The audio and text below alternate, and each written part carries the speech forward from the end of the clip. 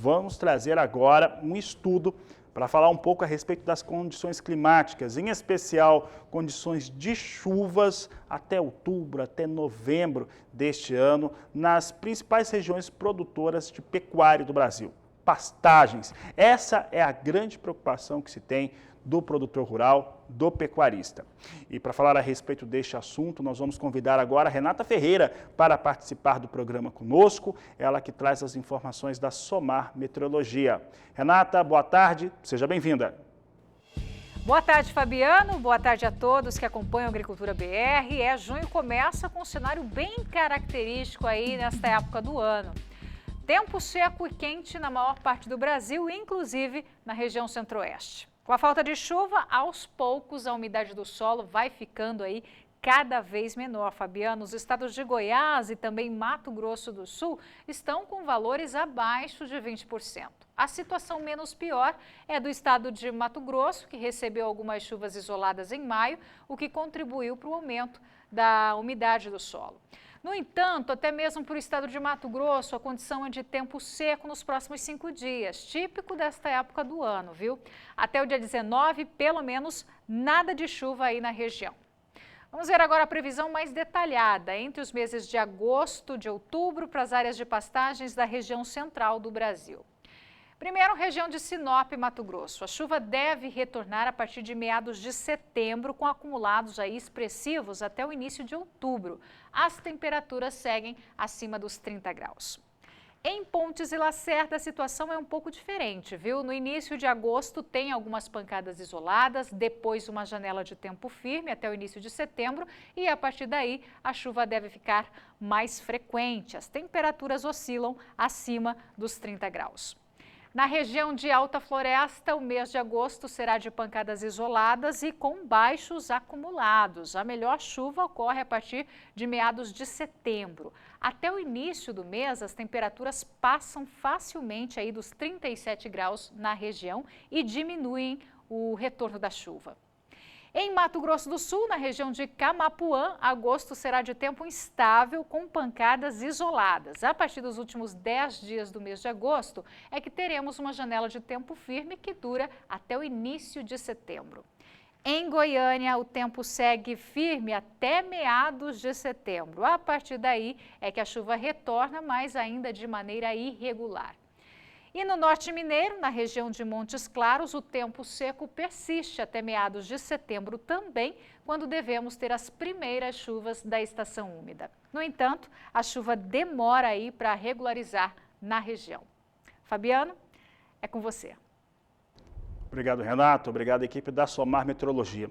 E para comentar e falarmos se essa previsão, trouxemos algumas das principais áreas produtoras de pecuária do Brasil. E para saber se essa situação é muito preocupante, que as temperaturas são muito altas, né, passando de 30 a 37 graus, nós convidamos João Pedro Cuti Dias, consultor de agronegócios do Canal do Boi. João Pedro, pelo que a Renata nos trouxe, é claro que isso é uma previsão, mas pelo que a Renata nos trouxe, preocupação deve permanecer muito alta para a pecuária brasileira. Boa tarde, seja bem-vindo. Boa tarde, Fabiano. A questão é a seguinte, clima é motivo de 50% das preocupações de todo o agropecuarista brasileiro, seja agricultor, seja criador de gado, seja o que for.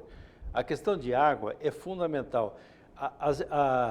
Essa seca que nós enfrentamos agora, especialmente no Centro-Oeste, ela foi prevista, porque os meteorologistas no fim do ano passado falavam que o fenômeno La Niña, que é o esfriamento das águas no Pacífico, ia acontecer com um grau de razoável intensidade. Isso sempre acontece e quando acontece, ele diminui as chuvas do Centro-Oeste, que diminui o período de chuva.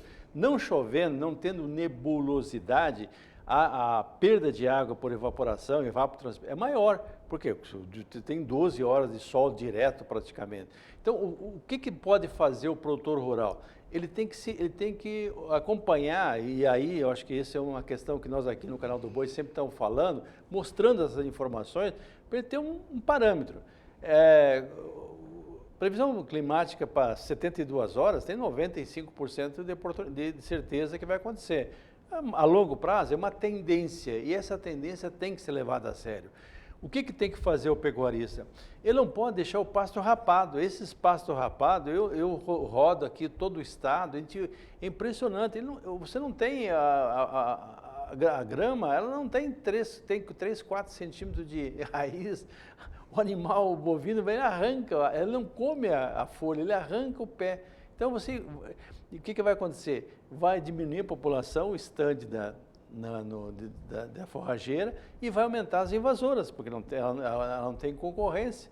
E como o gado não come a invasora, ela vai tomar conta. Então, o pecuarista tem que olhar a forragem, as suas plantas que estão no campo, como uma cultura. O que ele pode fazer? Na época da chuva, ele tem que procurar adubar essas plantas. A adubação no Brasil de pastagem é simbólica. A ANDA, Associação Nacional de Difusão do Adubo, fala que o consumo por hectare de pastagem no Brasil não passa de 5, 6 quilos de fertilizante. É nada. A erosão de porteira, que nós chamamos, ou seja, aqueles nutrientes que o gado tira quando ele é vendido, cálcio, magnésio, fósforo, etc., é muito maior que isso. Então, o que acontece? Nós estamos vivendo um processo de degradação intensa das pastagens. O que pode fazer o pecuarista? Ele tem que começar a olhar e procurar fazer um projeto para ele começar a recuperar isso aí e manejar. O manejo é fundamental. Você não pode entrar de maneira nenhuma na época da seca, que todos os anos acontece no centro-oeste brasileiro, ou nas principais regiões do Brasil, com o pasto rapado. Você tem que ter volume de forragem, e o pasto tem que ter raiz. Esse é o grande segredo. Então, tudo que tem que fazer é aumentar o sistema radicular das plantas. Por quê? Para poder enfrentar esses problemas. João Pedro, para encerrar a nossa entrevista, né? Você acabou de... O pessoal que está em casa já conseguiu imaginar, né? Uma área de pastagem, estandes menores, então fica aquelas ilhas, né, de pastagem na área que estava destinada ao gado. E aí que eu vou te perguntar o seguinte, João Pedro, na composição de custos de produção da pecuária, nós temos, claro, o da alimentação. Dentro da alimentação de animais aqui no Brasil, a maneira mais barata de você conseguir dar sustentação para o seu rebanho, não há dúvidas, é a pastagem. E quem acompanha a Agricultura BR, Canal do Boi, sabe o que está acontecendo com os outros elementos que poderiam servir como elementos de alimentação. Se o produtor não se cuidar, o impacto esse ano, então, inclusive, é maior do que aquele que nós estávamos vendo anteriormente, porque já vem com um acumulado de alguns anos difíceis climáticos aqui no Brasil nas áreas de produção. Você vê o seguinte, você vê a retenção de fêmea que ocorreram. Será que houve um aumento da qualidade dos pastos em função para atender essa demanda do aumento do rebanho? Não houve. Então, o que acontece? Essa vaca, para entrar em cio, para a reprodução, ela tem que ter um score corporal mínimo, e ela não tem.